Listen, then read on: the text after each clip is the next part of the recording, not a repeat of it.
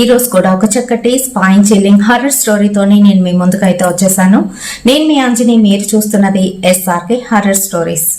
మరి స్టోరీలోకి వెళ్ళబోయే ముందు గత 2 రోజులుగా నేను వీడియో అయితే అప్లోడ్ చేయట్లేదు, మీకు కూడా తెలుసు. కారణం ఏంటి అని అంటే మా మామయ్య గారు ఎక్స్పైర్ అయిపోవడం అనేది జరిగింది జూలై 10th.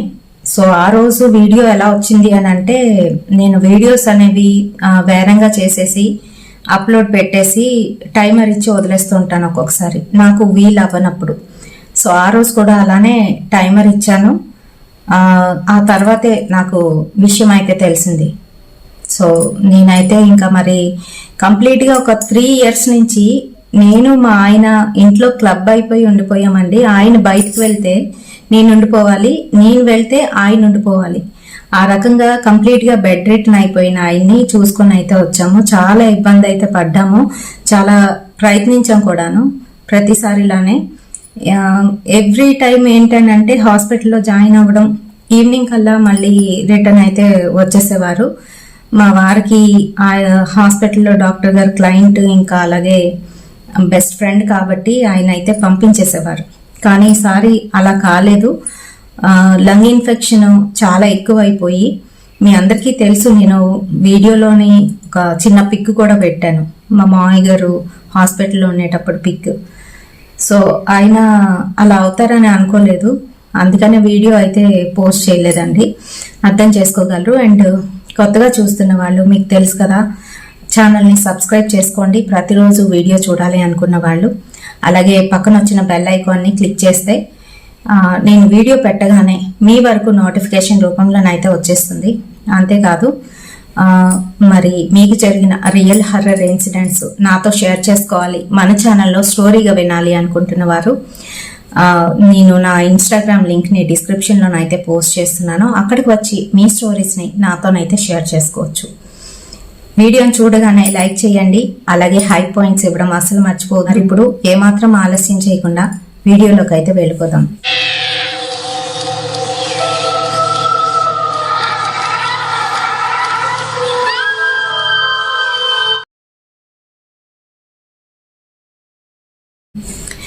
సో ఇది రీసెంట్ టైమ్స్లో జరిగింది కాదండి, 90s లో జరిగిన ఒక రియల్ ఇన్సిడెంట్. మన వైజాగ్ దగ్గరలోని ఒక రూరల్ ఏరియా, కోడలండి వాళ్ళ ఇంట్లోని పెద్ద పండుగ అని చెప్పేసి వాళ్ళ ఇంటి రెండో కోడలు ఇంట్లో పనంతా కూడా పూర్తి చేసుకుంది. వాళ్ళు ఏంటంటే అరిసెలు పెట్టుకున్నారనమాట, అరిసెలు వేద్దామని చెప్పేసి. అరిసెలన్నీ కూడాను దగ్గరుండి నొక్కి చేయడం అంతా కూడా 3-4 ఉండాలి కదండి. మరి అలానే అత్తగారు చెప్తూ ఉంటే కోడళ్ళు 3 కూడాను చేస్తున్నారు. ఆ పని అంతా కూడా చేసుకుంది. అక్కడ అరిసెలు ఏంటి అని అంటే గడ్డి వేసి గడ్డి మీద పేరుస్తారండి, దానికి ఉన్న ఆయిల్ పీలుస్తుంది అని, గడ్డి ఆయిల్ పీలుస్తుంది కదా, అందుకని చెప్పేసి అలానే అవన్నీ కూడా పేర్చింది, అన్ని చేసుకున్నారు. తర్వాత పొంగడాలు, పాకుండ్లు ఇవన్నీ కూడా వేసుకున్నారు. పెద్ద పండగ కోసం అన్ని కూడా సిద్ధం చేసుకున్నారు. సిద్ధం చేసుకున్న తర్వాత ఆ సామాన్ ఏదైతే ఉంటుందో అది తోమాలి కదండి, తోమేసి నీట్గా మళ్ళీ సర్దేసుకోవాలి. పెద్ద పెద్ద డేక్షాలు, అండాలు అయితే ఉంటాయి, మరి అవన్నీ కూడా తోమడానికి ఈ రెండో కోడలు, మూడో కోడలు ఇద్దరు కూడా వెళ్ళి నూతి దగ్గర అవన్నీ కూడా పేర్చుకొని తోముకున్నారు. అంత బాగానే అయ్యింది. మర్నాడు పెద్ద పండుగ అయితే పండుగ అంతా కూడా చేసుకున్నారు. వాళ్ళకేంటి అని అంటే, ఎవరికైనా కూడాను పెద్ద పండుగ అనేసరికి మనం ఉపవాసం ఉండడం, ఇవన్నీ చేసి భోగాలన్నీ కూడా చేసేసి కాకి పెట్టి, ఆ తర్వాత ఇంట్లో కూడా అన్ని కూడా భోజీలు పెట్టడం, ఇలాంటివన్నీ కూడా చేస్తాం కదండి. అవన్నీ అయిపోయిన తర్వాతే ఫుడ్. అయితే ముందు రోజంతా కూడాను ఈ పనులు అయితే చేసుకొని కూర్చుంది. ఇల్లు కోడలు ఏంటి అని అంటే ఎక్కువగా పని చేసేసింది, మిగతా వాళ్ళకన్నా ఎక్కువగా పని చేసేసి మన్నాడు తను వాళ్ళతో పాటుగాను ఫాస్టింగ్ అయితే ఉంది. ఫాస్టింగ్ ఉంటూనే మళ్ళీ ఇంకా ఏవో కుకింగ్ ఉంటే అది కూడా చేసుకుంటుంది. మొత్తానికి అన్ని చేసేసారు. మధ్యాహ్నం భోజనాలు విస్తళ్ళ మీద వేసేసి దేవుడికి పెట్టేడాలు, అలాగే కాకి పెట్టి వడ్డించి పెద్దవాళ్ళు ముందు తినేస్తారు. ఇంట్లో ఉన్న పెద్దవాళ్ళు, మగవాళ్ళు ముందు అయిపోయిన తర్వాత అప్పుడు ఆడవాళ్ళు తినడం ఆనవాయితీ. అలానే పెద్దవాళ్ళందరికీ వడ్డించేసింది. మగవాళ్ళకి వడ్డిస్తున్నారు. వడ్డిస్తున్న సమయంలో ఆవిడ ఒక్కసారిగా గుండె పట్టుకొని కూర్చుండిపోయింది. కొంచెం ఒక 41 అలా అయితే ఉంటుంది ఏజ్. కూర్చుండిపోయేసరికి వీళ్ళందరూ భయపడిపోయారు. ఏంటి సడన్ గా ఇలా కూర్చుండిపోయింది ఆ లక్ష్మి అని చెప్పేసి, లక్ష్మి ఏమైంది అని అడుగుతున్నారు కానీ ఆవిడైతే స్పృహలో లేదు, ఆయాస పడిపోతుంది. నలుగురు చుట్టూ మోగేసరికి ఇంకా ఆయాసం ఎక్కువ పెరుగుతుంది కదండి, పానిక్ అయిపోతారు కదా, అలాగే తను పానిక్ అయిపోయింది. అప్పటికి 2 పిల్లలు, ఒక బాబు ఒక పాప. అయితే అందరూ ఉన్నారు. ఆ సమయంలో తన భర్తని చూస్తూ తన భర్త చేతుల్లోనే ఇలాగా ఏదో చెప్దామంటూ ఇలాగా నోరు తెరిచి ప్రాణం అయితే వదిలేసింది. పాపం పండగ వాతావరణం అంతా మాయమైపోయి వాళ్ళ ఇంట్లోనే విషాదం అలుముకుంది. అందరూ కూడాను ఏడుస్తూ ఆవిడ చుట్టూ చేరారు. అందరికీ కూడా తలలో నాలిక అంటారు కదా, ఆ రకంగాను ప్రతి పని అందుకోవడం చేయడం అనేది చేసేదంట పాపం ఆవిడ. ఇంట్లో పనులు కూడా అలాగే పూజలు కూడాను. అయితే అన్ని చేసుకునే ఆ పిల్ల అలాగ అయిపోవడం వాళ్ళందరికీ బాధ అనిపించి చుట్టూ చేరారు. చేయవలసిన కార్యక్రమాలన్నీ కూడాను చేసేసారు. వాళ్ళది ఉమ్మడి కుటుంబం. చిన్న తోటకోళ్ళు మాత్రం వేరే దగ్గర అయితే ఉంటుంది, పెద్ద తోటకోళ్ళు రెండో ఆవిడ, ఇద్దరు ఒక దగ్గర అయితే ఉంటారు అత్తగారితో కలిపి. చిన్న తోటకోళ్ళు ఏంటంటే వాళ్ళ ఆయనకి ఉద్యోగరీత్యా మరొక ఊర్లోనైతే ఉంటున్నారు. వాళ్ళు వీళ్ళతోనైతే కలవరు.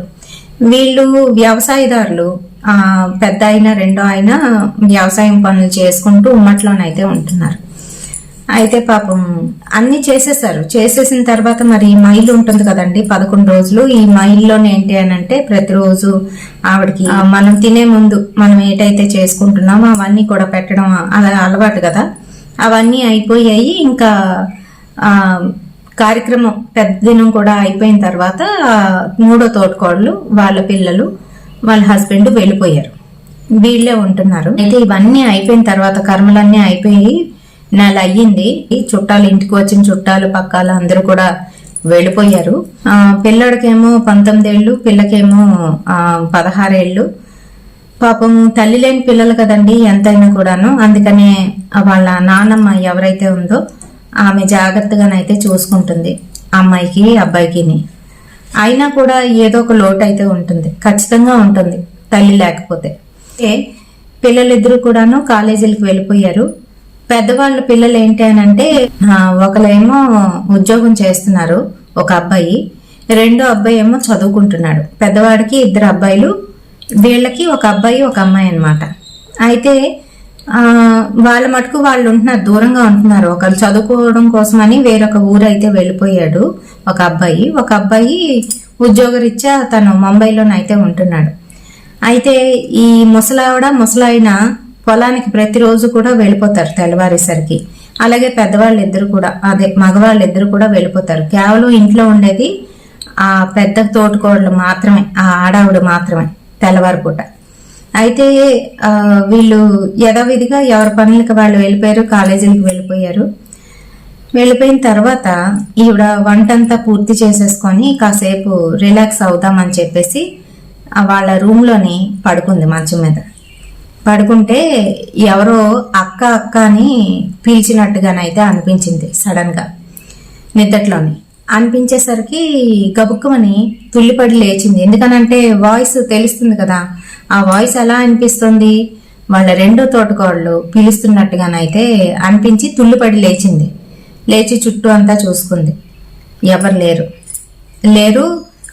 తన రూమ్ అంతా కూడాను మెట్ట మధ్యాహ్నం ఎండ ఉన్న సమయంలోని వేడిగా ఉండాలి, కానీ చల్లగానైతే అనిపిస్తుంది. చల్లగా అనిపించేసరికి ఏంటిలాగా, నేను ఏమైనా భ్రమపడ్డానా ఏంటి, లక్ష్మి గొంతు వినిపించింది ఏంటి అనుకొని తను వంటగదిలోకి వెళ్ళి మంచినీళ్ళు అయితే తీసుకొని తాగి వస్తున్న సమయంలోని సరికి పక్క నుంచి వాళ్ళకి మెట్లు అయితే ఉంటాయి పైకి, డాబా మీదకి. ఆ మెట్ల మీద ఎవరో పైకి వెళ్తున్నట్టుగా, డాబా మీదకి వెళ్తున్నట్టుగానైతే అలికిడయ్యేసరికి గబుక్కుమని ఈవిడైతే ఇలాగ అవతలకు వెళ్ళి ఎవరది అనుకుంటూ మెట్ల పైకి అయితే చూసేసరికి పైన అంటే మేడ పైన ఇలా తొంగి చూసి వెనక్కి అయితే వచ్చినట్టుగా ఒక్కసారిగా లక్ష్మి కనిపించి వెనక్కి వెళ్ళిపోయినట్టుగా అనిపించేసరికి ఈవిడ జడిచిపోయి అక్కడే యూరినేట్ అయితే చేసేసి భయపడిపోయి వణికిపోయి కూలబడిపోయేసరికి ఇంకా తనకి ఏంటో అర్థం కాలేదు. నేను చూసింది లక్ష్మినేనా అంటే, కొంతమంది చాలా వరకు ఇలాంటివి చూసినప్పుడు ప్యానిక్ అయిపోయి ఇలాంటివి చేస్తూ ఉంటారు.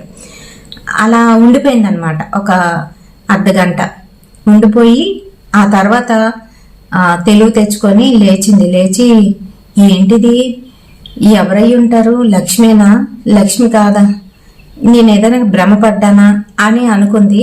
ఇంకా వెళ్ళి స్నానం చేసుకొని అక్కడంతా కూడా తడిగుడ్డు పెట్టి అన్ని చేసుకునేసరికి సాయంత్రం అయిపోయింది.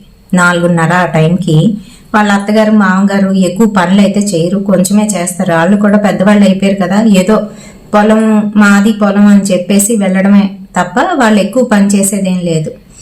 అందుకని వాళ్ళు వచ్చేస్తారనమాట. ఆ సమయానికి వాళ్ళైతే రిటర్న్ వచ్చేసి తలుపు అయితే కొట్టారు. నూకాలు తలుపు తీవే అంటూ కొడుతుంటే వచ్చింది, తలుపు తీసి వాళ్ళ అత్తని పట్టుకొని, అత్త ఇలాగ లక్ష్మి కనిపించింది అత్త, నాకు అక్క అని పిలిచినట్టుగా అనిపించింది అత్త అంటే, ఊరుకోవే, దాని జాసలో ఉన్నావు, అందుకే అలా అనిపించుంటది, దాని గురించి ఎక్కువ మాట్లాడుకు, పిల్లలు వెంటే మళ్ళీ బాధపడతారు అంటూ వాళ్ళ అత్తగారు అయితే చెప్పింది.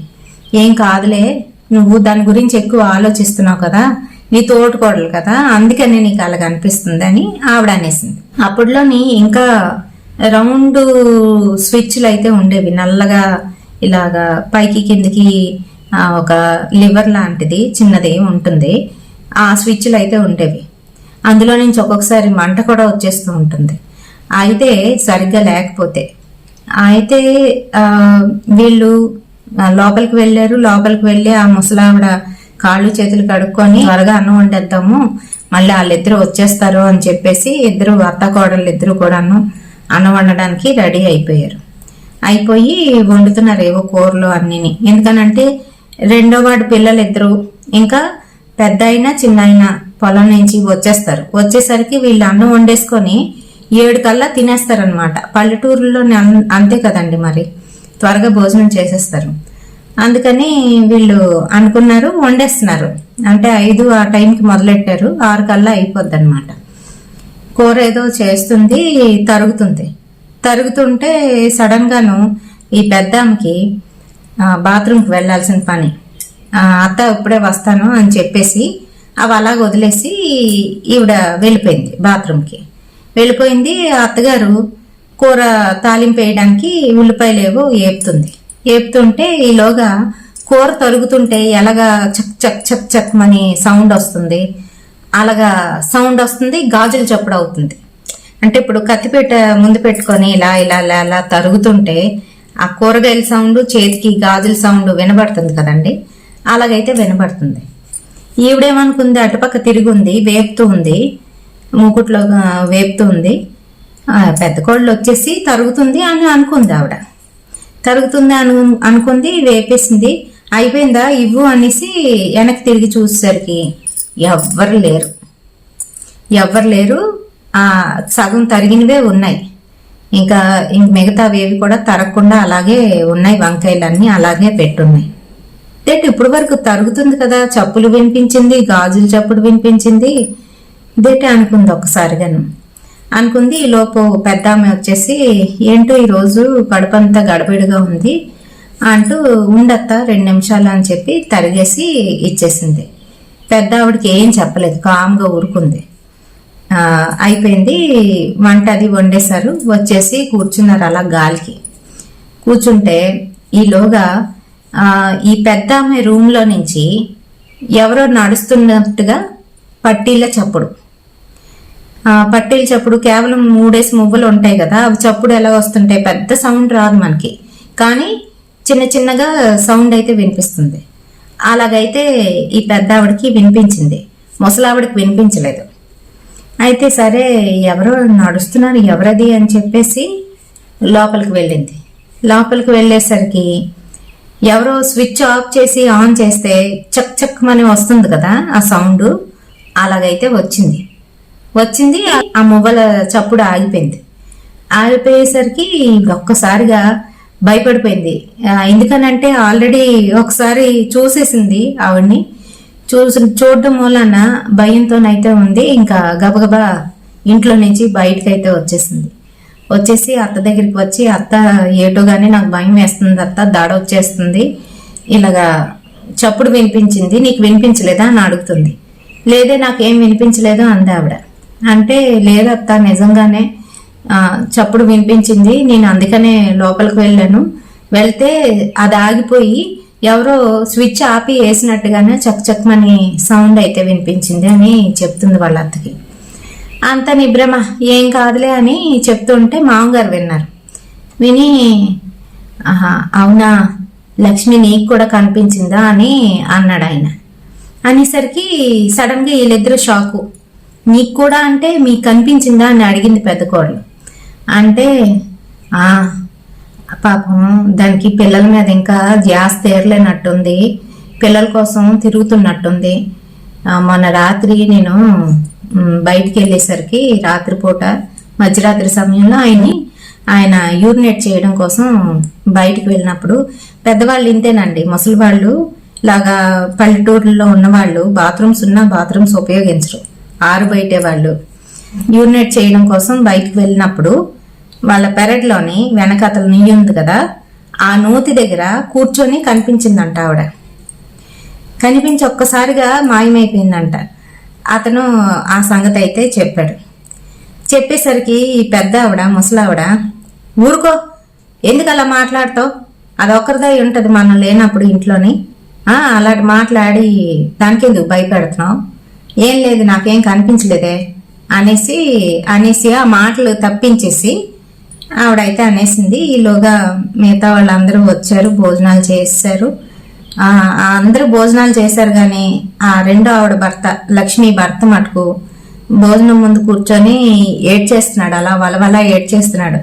ఏడుస్తుంటే అదేంటి మరిది ఏడిస్తే పోయిన వాళ్ళు వస్తారా, తిను అని అంటుంది. ఎందుకనంటే ఎక్కువ రోజులు అయితే కాలేదు, చేసేసి వెళ్ళి ఎవరు రూముల్లోకి వాళ్ళు అయితే వెళ్ళిపోయారు. పిల్లలిద్దరూ చదువుకుంటున్నారు. అయితే ఈలోగా ఆ పిల్లోడికి పెద్ద పిల్లోడికి రఘు అని పిలిచినట్టుగా డాబా మీద నుంచి రఘు అని పిలిచినట్టుగా అయితే వినిపించిందంట. వినిపించేసరికి సడన్ గా ఆ పిల్లోడు ఆ పుస్తకం పక్కన పెట్టేసి బయటికి వెళ్ళి అంతా చూసుకున్నాడు. ఆ మెట్ల దగ్గరికి అయితే వెళ్ళాడు. ఏరా అన్నయ్య ఎందుకురా ఎక్కడికి రా వెళ్తున్నావు అంటే, అమ్మ నన్ను పిలిచింది అంటూ చెప్తున్నాడంట. ఈలోగా వాళ్ళ నాన్న గది కూడా పక్కనే అనమాట. ఏరా రఘు ఏమైంది అంటే, అమ్మ నన్ను పిలిచినట్టుగా అనిపించింది నాన్న అంటూ ముగ్గురు ఏడుస్తున్నారు. ఏడుస్తుంటే ఇంకా ఈలోగా మిగతా ఫ్యామిలీ మెంబర్స్ కూడా వచ్చారు, వాళ్ళని ఓదార్చారు. మళ్ళీ ఈ పెద్దవాళ్ళు ఇద్దరు కూడాను వాళ్ళ రూమ్ లోకి అయితే వెళ్ళిపోయారు. ముసలోళ్ళేమో బయటన లోగిల్లోని పడుకుంటారనమాట. అక్కడ మంచాలు వేసుకొని వాళ్ళకి అలా రూముల్లో పడుకోవడానికి వేరేగా ప్రత్యేకించి రూమ్ అయితే లేదు. ఉన్నా కూడాను అందులోని బస్తాలు, ఈ ధాన్యం బస్తాలు ఇవన్నీ కూడాను స్టోరేజ్ అనమాట. ఇంకా అందుకనే వాళ్ళు అందులో పడుకోరు. బయట లోగిలు ఉంటుంది, మధ్యలోని మండపం లాగా ఉండే ఉంటాయి కదా, దాన్ని ఏదో అంటారు మర్చిపోయింది నేను ఇప్పుడు. అక్కడికి వెళ్ళి పడుకుంటారనమాట. అలానే వాళ్ళిద్దరూ పడుకున్నారు. మధ్యరాత్రిలోని ఎవరో కాళ్ళు నొక్కుతున్నట్టుగా గాను అనిపించింది. తెలివి వచ్చింది పెద్ద ఆవిడకి. తెలివి వచ్చి చూసేసరికి అత్తయ్య కాళ్ళు నొస్తున్నాయా అని కాళ్ళు నొక్కుతూ కాళ్ళ దగ్గర కూర్చొని ఆవిడ కనిపించిందంట. అంతే.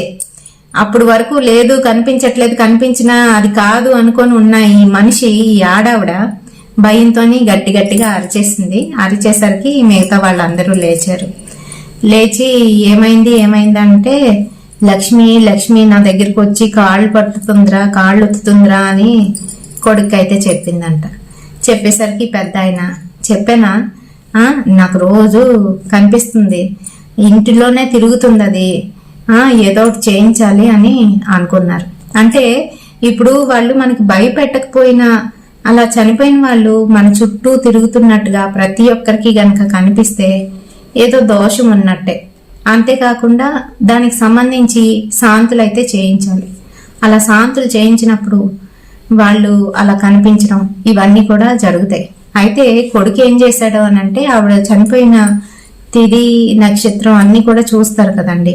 పైగా ఆవిడ నక్షత్రాన్ని బట్టి కూడాను అలా ప్రాత యోనిలోకి వెళ్ళిపోయింది ఆవిడ. వెళ్ళిపోయి వీళ్ళందరికీ కనిపిస్తుంది క్లియర్ గాను. వీళ్ళ మీద ధ్యాస కూడా పోలేదు, పిల్లల మీద ధ్యాస పోలేదు. అలా కనిపించేసరికి పాపం ఏదో ఒకటి చెయ్యాలి, ఇలా వదిలేయకూడదు అని చెప్పేసి వాళ్ళు దోష నివారణార్థం పంతులు చెప్పినప్పుడు చెయ్యిని ఆ హోమం ఇంట్లోని మళ్ళీ చేయించుకున్నారు. ఆ సంవత్సరం లోపే చేయించుకున్న వరకు కూడాను వాళ్ళకి ఇలానే కనిపించేదంట, పిలిచినట్టుగా అనిపించేదంట.